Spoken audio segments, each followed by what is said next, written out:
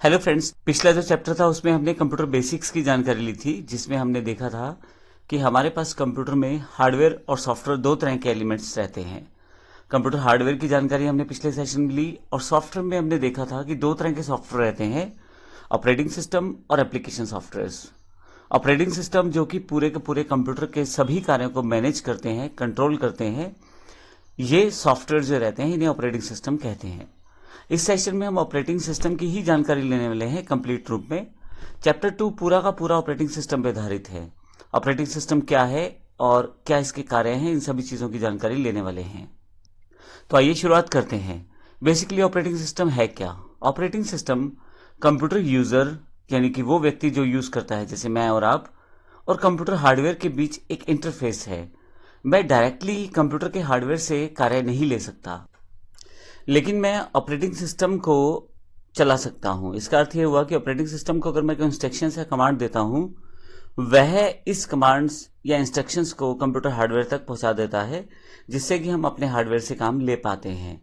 Operating system के द्वारा बहुत सारे सॉफ्टवेयर प्रोग्राम और हार्डवेयर को मैनेज किया जा सकता है या किया जाता है। यहाँ कुछ एग्जाम्पल्स हैं जो बड़े पॉपुलर और इंपॉर्टेंट ऑपरेटिंग सिस्टम है, जैसे लेटेस्ट जो विंडोज 10 है, Windows 8, Windows 7, Windows Vista, Windows XP, Windows 2000, MS DOS. ये सभी के सभी ऑपरेटिंग सिस्टम जो मैंने अभी बताए हैं, विंडोज 10 से लेके एमएस डोस तक, ये सभी माइक्रोसॉफ्ट कंपनी के द्वारा बनाए गए हैं। इसके अलावा एक अलग कंपनी है एप्पल्स, मैक ओएस है। इसके अलावा आईओएस, ये दोनों एप्पल की कंपनी के हैं। क्रोम ओएस जो कि गूगल का ऑपरेटिंग सिस्टम जो लॉन्च किया गया है नया बिल्कुल। लाइनेक्स, यूनिक्स, ये ऑपरेटिंग सिस्टम जो है ये लाइनेक्स वालों के ऑपरेटिंग सिस्टम है। तो ये कुछ ऑपरेटिंग सिस्टम के एग्जांपल्स हैं। अगर हम ऑपरेटिंग सिस्टम की बात करें तो ऑपरेटिंग सिस्टम कंप्यूटर यूजर और कंप्यूटर हार्डवेयर के बीच में एक इंटरफेस है।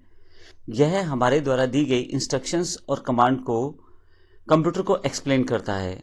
ऑपरेटिंग सिस्टम के द्वारा सभी सॉफ्टवेयर प्रोग्राम और हार्डवेयर को बड़े आराम से मैनेज किया जाता है। अगर आप इस ग्राफ में देखें तो सबसे पहले यूजर है, यानी कि मैं या आप। हमारे पास एप्लीकेशंस होती हैं प्रयोग करने के लिए, जैसे मुझे अगर टाइप करना है तो वर्ड, एक्सेल या पावर पॉइंट का इस्तेमाल करूंगा। लेकिन जैसे ही मुझे फाइल सेव करनी है उस समय मुझे ऑपरेटिंग सिस्टम की जरूरत पड़ेगी, क्योंकि कंप्यूटर के हार्डवेयर से ऑपरेटिंग सिस्टम कार्य ले सकता है। मैंने अपना वर्ड की फाइल में टाइप कर लिया है, लेकिन जैसे ही फाइल सेव पे जाता हूं, अब मेरा एप्लीकेशन सॉफ्टवेयर जो है वो रिक्वेस्ट करेगा ऑपरेटिंग सिस्टम को, यानी कि एमएस वर्ड रिक्वेस्ट करेगा विंडोज को, विंडोज 10 को या विंडोज 8 को, जो भी विंडोज में यूज कर रहा हूं। ये एग्जांपल है केवल।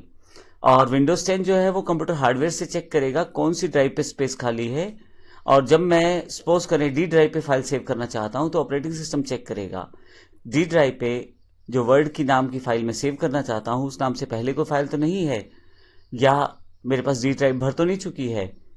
तो इस तरह से जो ऑपरेटिंग सिस्टम है मेरे और हार्डवेयर के बीच में कड़ी का काम करता है। मैं अपनी सभी कमांड्स ऑपरेटिंग सिस्टम को प्रोवाइड करता हूं और ऑपरेटिंग सिस्टम उन्हीं कार्यों को हार्डवेयर से लेता है। अगर हम ऑपरेटिंग सिस्टम की हिस्ट्री की बात करें तो जैसे जैसे हमारे कंप्यूटर की एवेल्युएशन हुई है उस तरह से ऑपरेटिंग सिस्टम में भी काफी सारे बदलाव आए हैं समय समय पर। ऑपरेटिंग सिस्टम जनरल मोटर्स द्वारा 1956 में तैयार किया गया था।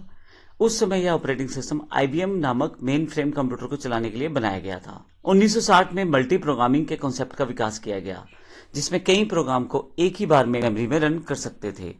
माइक्रो प्रोसेसर टेक्नोलॉजी इस आधार पर विकसित हुई कि 1970 के दशक में टाइम शेयरिंग और रियल टाइम सिस्टम के रूप में मेन फ्रेम कंप्यूटर के रूप में डेस्कटॉप कंप्यूटर का निर्माण संभव हुआ।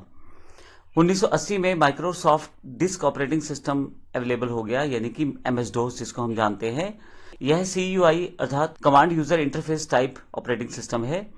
अभी भी है आपके पास विंडोज 10, विंडोज 7 सभी तरह के ऑपरेटिंग सिस्टम में as a part of operating system रहता है। 1980 से 1990 के माइक्रोसॉफ्ट में operating system Windows operating system की शुरुआत हो गई।